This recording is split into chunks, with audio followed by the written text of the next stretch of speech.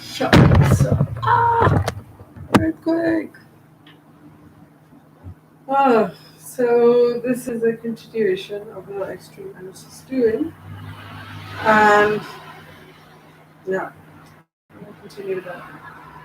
So love is a strangely circular process. For the process of extending oneself is an evolutionary process. When one has successfully extended one's limits, one has then grown into a larger state of being. Thus, the act of loving is an act of self evolution, even when the purpose of the act is someone else's growth. It's through reaching toward evolution that we evolve.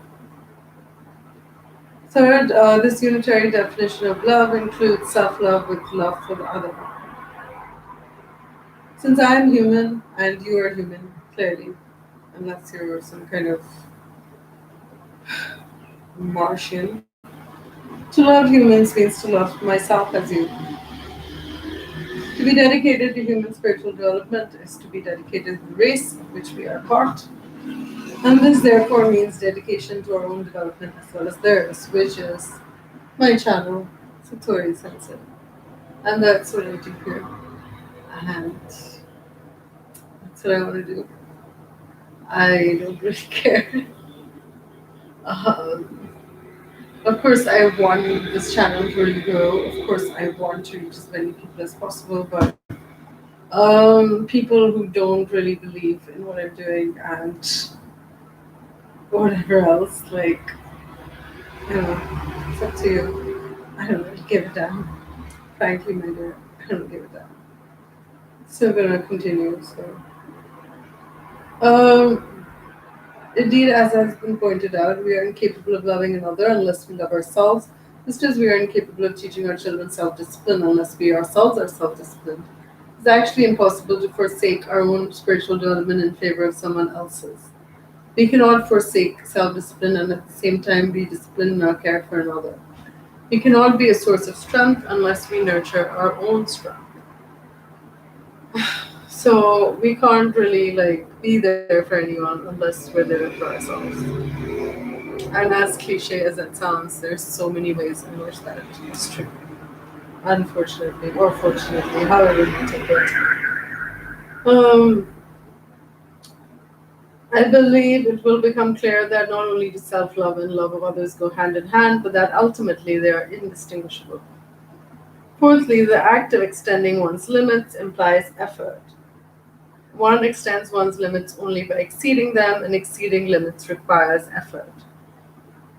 So, as this author says, I too believe that when the initial infatuation phase, which may last anywhere from a day to 6 months, depending on who you are, how you experience it, when that phase wears off, then is the actual process. When like those rose colored glasses come off, then is the actual process of negotiating real terms of love. When that initial blast of feelings has worn off, that initial high, because until you're in that high state where your partner is perfect, that phase is not sustainable, it's not real, and eventually it will wear off when you realize that, all these things like you want to have sex, they don't, or you want to go to the movies, which is like the examples this author uses. You want to go to the movies, your partner doesn't, and then daily life hits, and you realize that maybe you don't want the same things, your opinions are not the same, and of course they cannot ever be the same because you're not the same people. So then you start renegotiating the real terms. And this is when like all the discontent sets in, the winter of our discontent. And either the relationship collapses or you start negotiating healthier terms which are more realistic. So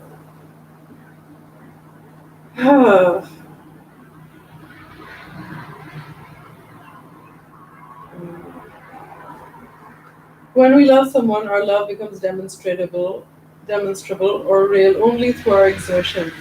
To the fact that for that someone or for oneself, we take an extra step, walk an extra mile. Love is not effortless. To the contrary, love is effortful.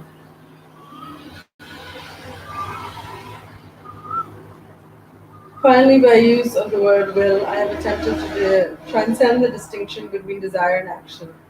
Desire is not necessarily translated into action. Will is desire of sufficient intensity that it is translated into action. The difference between the two is equal to the difference between saying, I would like to go swimming tonight, and I will go swimming tonight. Though the desire to love is not itself love, love is as love does. Love is an act of will, both an intention and an action. Will implies choice. We do not have to love, we choose to love. And every day that we are in love, we choose it again and again and again. Even when we don't feel like doing it, even when we're tired, even when we are like, oh my god, why is this person asking me to do these things? I'm not saying, of course, like you have to do them all the time, but usually love implies going above and beyond those things that we don't want to do, basically. And that applies to ourselves and it applies to other people. So, mm, well,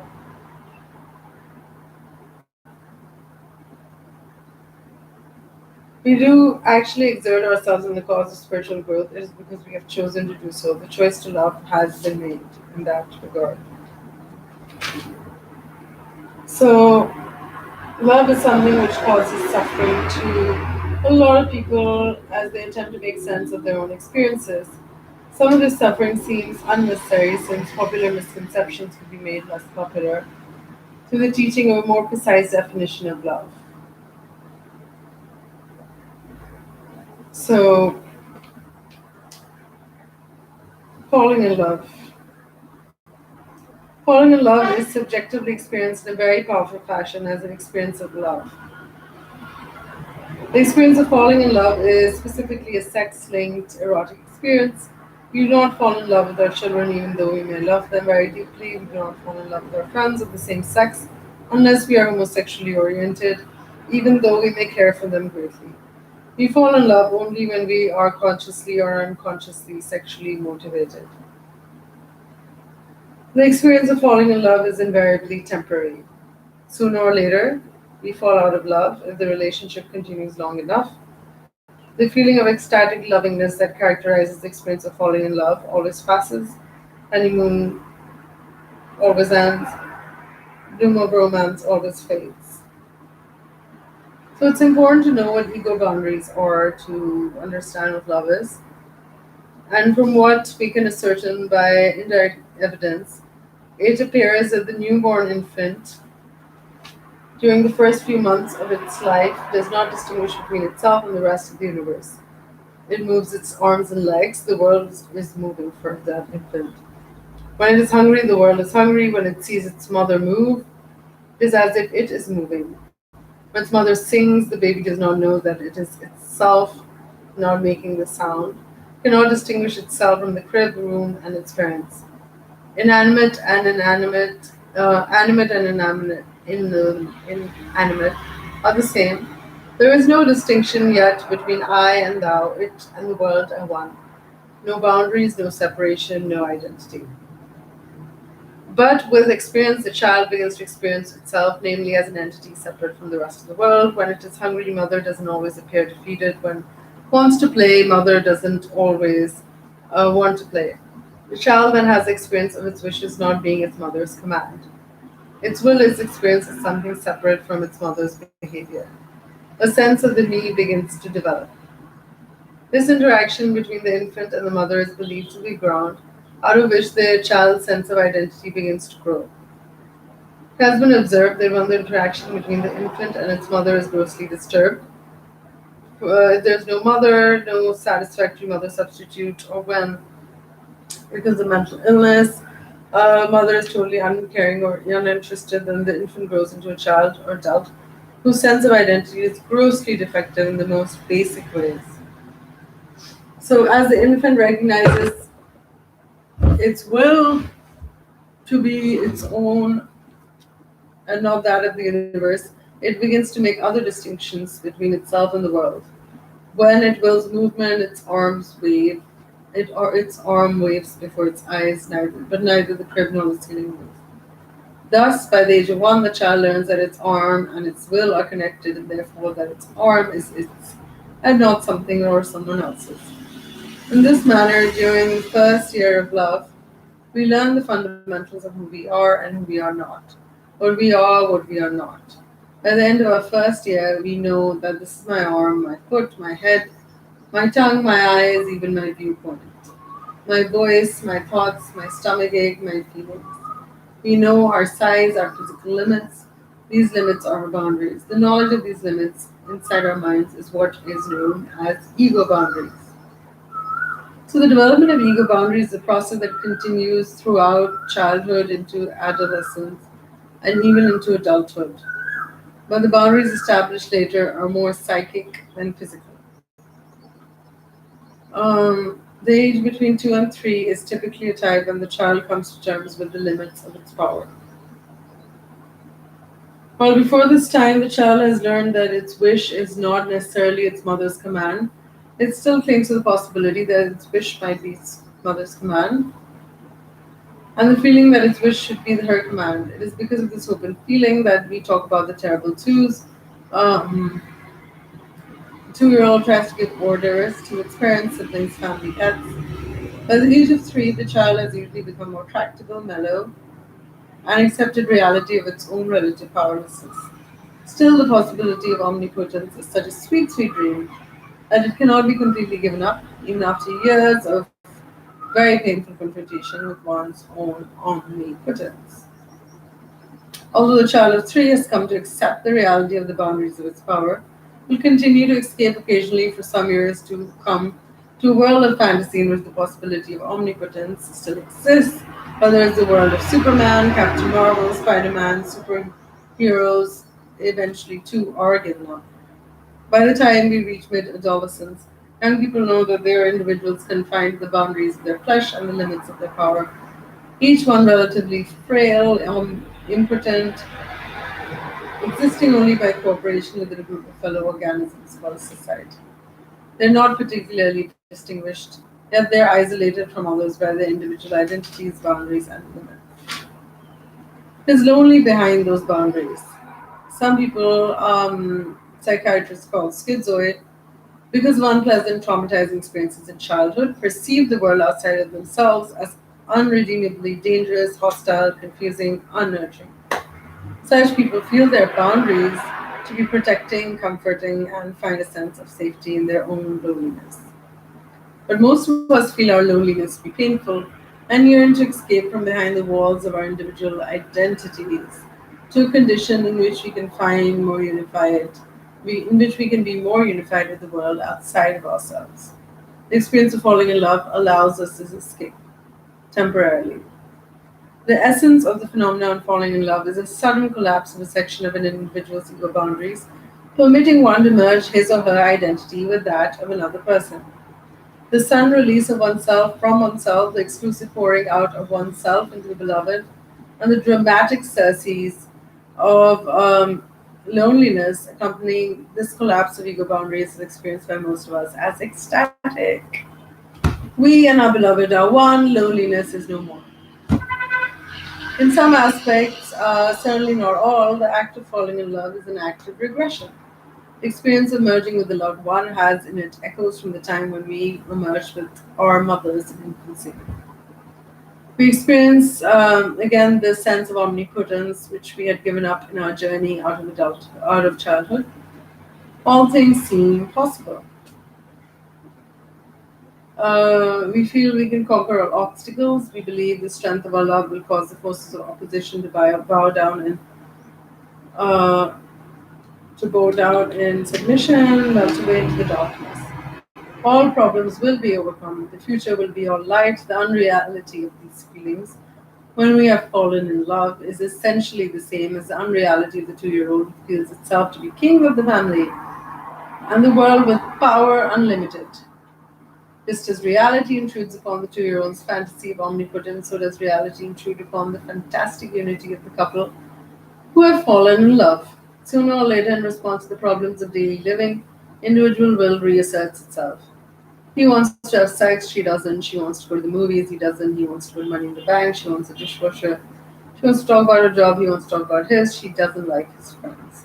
He doesn't like hers. So both of them, in the privacy of their hearts, begin to come to the sickening realization that they are not one with the beloved.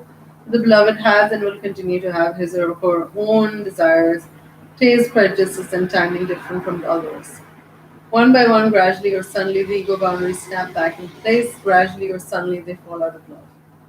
Once again, they are two separate individuals. At this point, they begin either to dissolve the ties of their relationship or to initiate the work of real loving. By my use of the word real, I'm implying that the perception that we are loving when we fall in love is a false perception, that our subjective sense of lovingness is an illusion. However, by stating that it is when a couple falls out of love, they may begin to really love, I'm also implying that real love does not have its roots in a feeling of love. To the contrary, real love often occurs in a context in which the feeling of love is lacking. When we act lovingly despite the fact that we do not feel loving. I think that's like a very important distinction. Falling in love is not an act of will, it is not a conscious choice. No matter how open to or eager for it we may be, the experience may still elude us. Contrarily, the experience may capture us at times when we are definitely not seeking it, when it is inconvenient, undesirable. We are as likely to fall in love with someone with whom we are obviously ill matched as with someone more suitable. If we may not even like or admire the object of our passion, yet try as we might, we may not be able to fall in love with the person whom we deeply respect, with whom a deep relationship would be in all ways desirable. It's not to say that the experience of falling in love is immune to discipline.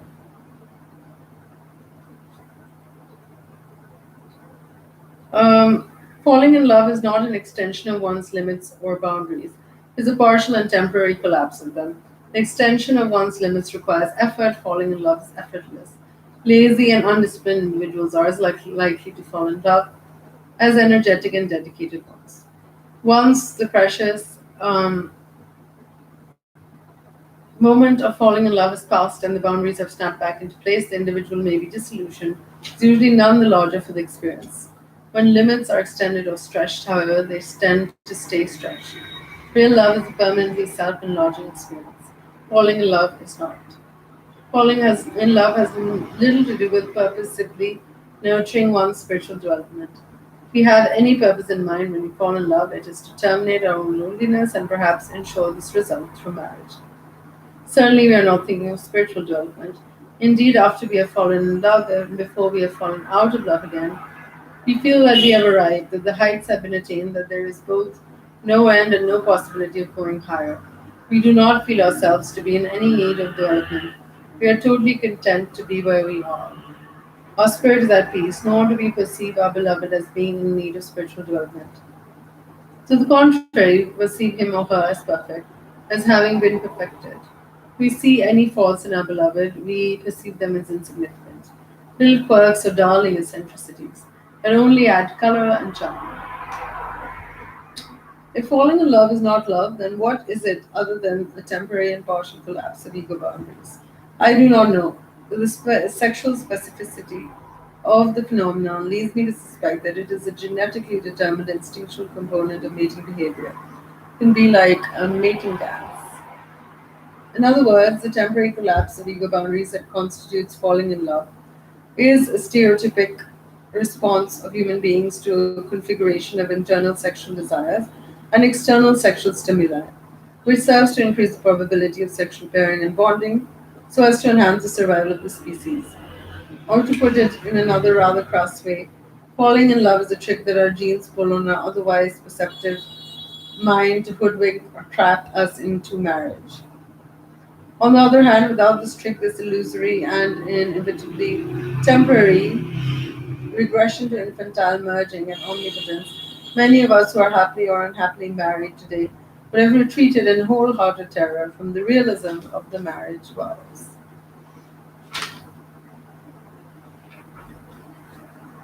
So there is a lot to this reading that I'm going to continue, but I'm gonna end this for here. Just give you some food for thought. And music be the food of love. Play on. So, bye bye.